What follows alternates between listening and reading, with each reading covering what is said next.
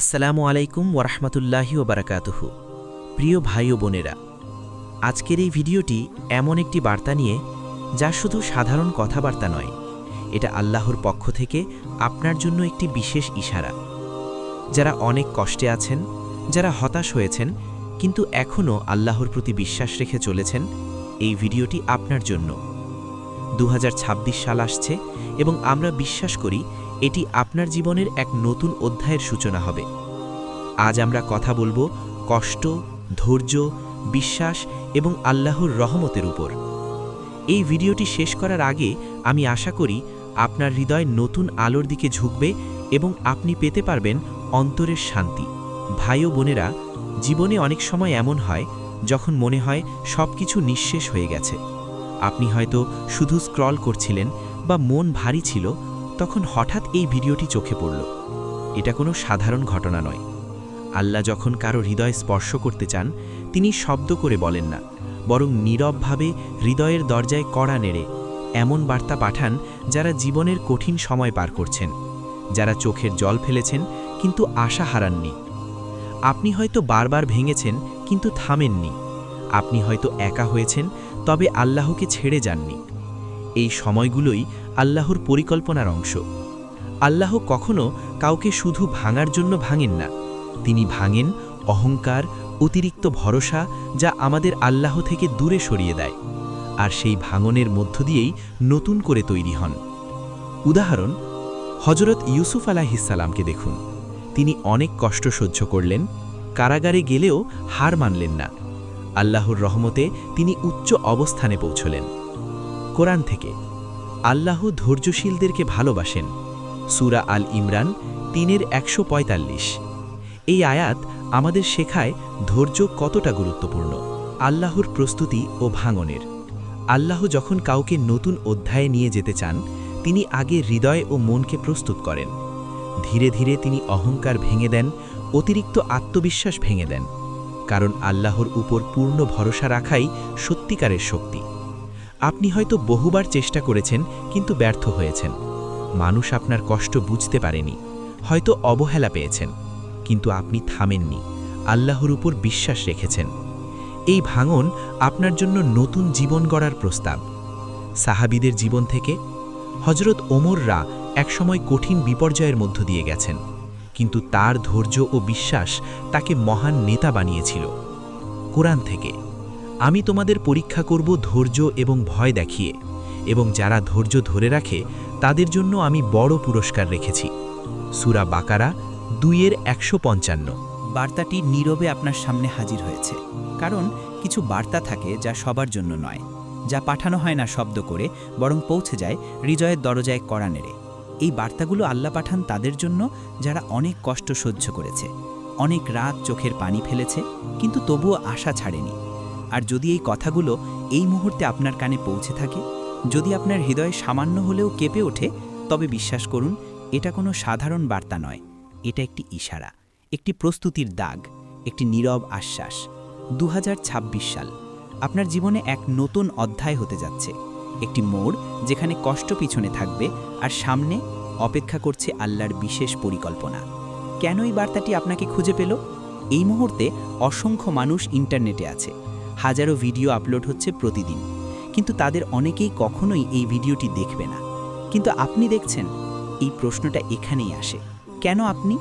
কারণ আল্লাহ যখন কাউকে তার জীবনের একটি নতুন অধ্যায়ে প্রবেশ করাতে চান, তিনি হঠাৎ করে কিছু দেন না। তিনি আগে ধীরে ধীরে মানুষের হৃদয়কে প্রস্তুত করেন, মনকে পরিশুদ্ধ করেন, আর আত্মাকে শক্ত করেন। আপনি হয়তো গত কয়েক বছর ধরে কখনো না ভাঙার চেষ্টা করেছেন, তবুও বারবার ভেঙে পড়েছেন। অনেক ধৈর্য ধরেছেন, যে ধৈর্যের খবর মানুষ জানে না, শুধু আল্লাহ জানেন। আপনি দোয়া করেছেন রাতের অন্ধকারে নিঃশব্দ কান্নার মাঝে, কিন্তু তৎক্ষণাৎ উত্তর পাননি।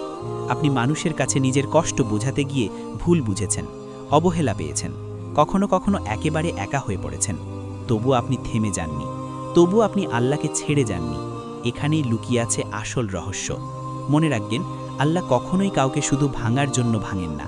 তিনি ভাঙেন অহংকার, তিনি ভাঙেন অতিরিক্ত ভরসা, তিনি ভাঙেন সেই সব আশ্রয় যা মানুষকে আল্লাহ থেকে দূরে সরিয়ে দেয়। আর তারপর ঠিক সেই ভাঙনের ভিতর দিয়েই তিনি নতুন করে গড়ে তোলেন। একটি শক্ত হৃদয়, শান্ত আত্মা, একটা এমন মানুষ যে আগের চেয়ে আল্লাহর আরও কাছাকাছি। এই কারণেই এই বার্তাটি আপনাকে খুঁজে পেয়েছে, কারণ আপনি এখন প্রস্তুত একটি নতুন শুরু গ্রহণ করার জন্য। 2026 কেন আলাদা হতে যাচ্ছে? 2026 সাল আপনার জীবনে শুধু নতুন একটি বছর নয়, এটা হতে পারে সেই বছর যার জন্য আপনি অনেক দিন ধরে নীরবে অপেক্ষা করে এসেছেন। সেই দোয়াগুলো মনে আছে, যেগুলো আপনি কাউকে না জানিয়ে চোখের পানির সাথে আল্লাহর কাছে পেশ করেছিলেন? রাতের অন্ধকারে ভেঙে পড়া হৃদয় নিয়ে শুধু একটাই আশা ধরে, ইয়া আল্লাহ, তুমি জানো। ইনশাআল্লাহ 2026 সালে সেই দোয়াগুলোর উত্তর এমনভাবে আসতে পারে যেভাবে আপনি কল্পনাও করেননি। যে দরজাগুলো একের পর এক বন্ধ হয়ে গিয়েছিল, চেষ্টা করেও যেগুলো খুলতে পারেননি, বারবার হতাশ হয়ে ফিরে এসেছেন। ধৈর্য হলো আপনার সবচেয়ে বড় শক্তি। কখনো কখনো আপনি বুঝতে পারেন না কেন আল্লাহ দেরি করছেন, কেন কষ্ট হচ্ছে, কিন্তু জানুন, ধৈর্য মানে শুধু অপেক্ষা নয়, বরং আল্লাহর পরিকল্পনায় পূর্ণ বিশ্বাস রাখা। কষ্ট, পরীক্ষার মাঝেও আল্লাহর রহমত লুকিয়ে থাকে। ধৈর্য ধরে আল্লাহর দিকে প্রত্যাবর্তন করাই সবচেয়ে বড় ইবাদত। আপনি হয়তো দোয়া করছেন, তবে উত্তর পাচ্ছেন না, কিন্তু থামবেন না, দোয়া কখনো বৃথা যায় না। হাদিস, রাসূল সাল্লাল্লাহু আলাইহি ওয়াসাল্লাম বলেছেন, সত্যি আল্লাহ ধৈর্যশীলদের সাথে রয়েছেন। কুরআন থেকে, নিশ্চয়ই কঠিন সময়ের পরে সহজলভ্যতা আছে। সূরা আশ-শারহ 94-6।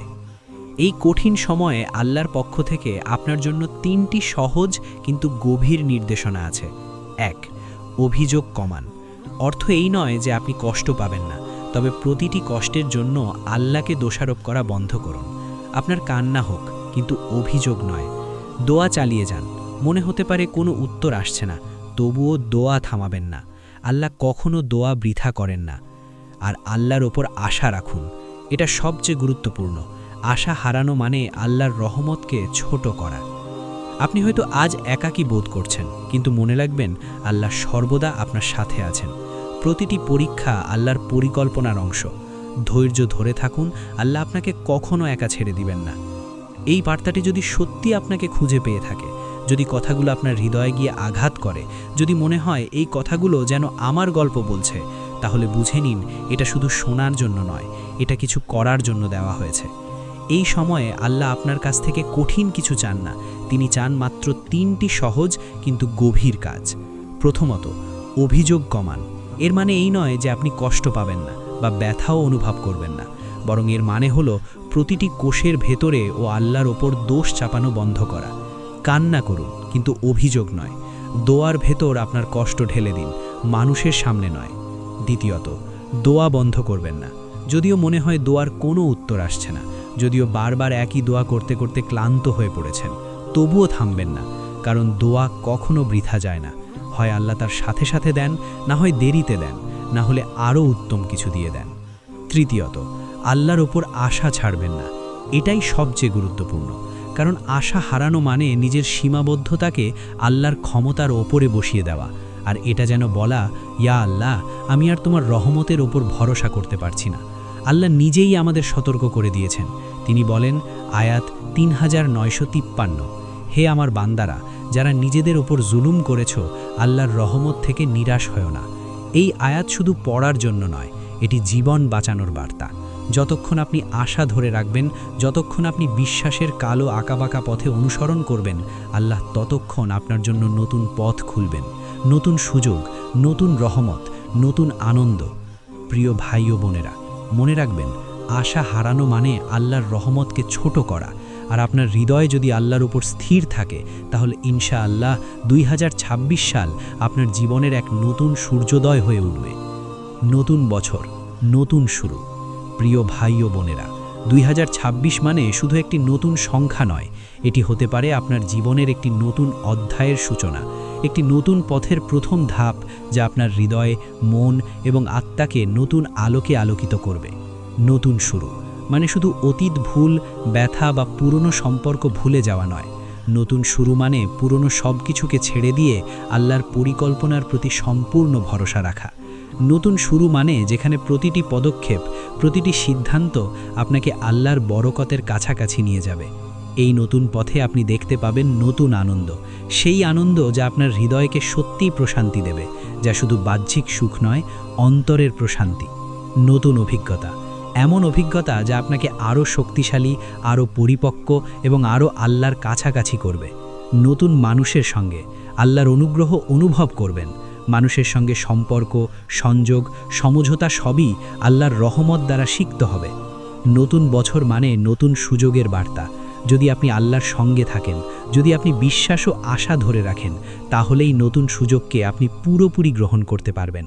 আপনার জীবনকে এমনভাবে সাজাতে পারবেন যেখানে কষ্টের ছায়া কমে যাবে এবং আল্লাহর রহমত প্রতিটি মুহূর্তে আপনার দিকে প্রবাহিত হবে।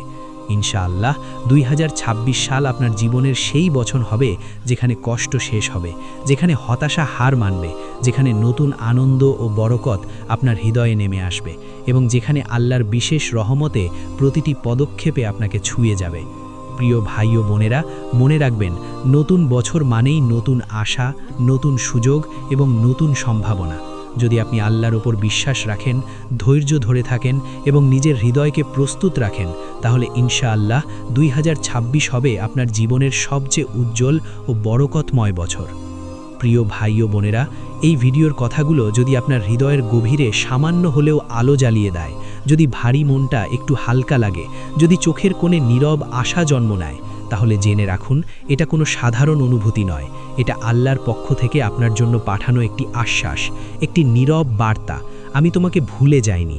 হয়তো আজই সব বদলে যাবে না, হয়তো কাল সব প্রশ্নের উত্তর মিলবে না, কিন্তু খুব শীঘ্রই, ঠিক আল্লাহ নির্ধারিত সময়ে আপনি পিছনে তাকিয়ে হাসি মুখে বললেন, আলহামদুলিল্লাহ, সব কষ্টের পিছনেও কল্যাণ ছিল।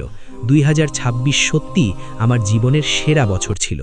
সেই দিনটি হয়তো আসবে একটি ছোট্ট সুখের মাধ্যমে, একটি অপ্রত্যাশিত দরজা খোলার মাধ্যমে, অথবা গভীর অন্তরের শান্তির মাধ্যমে।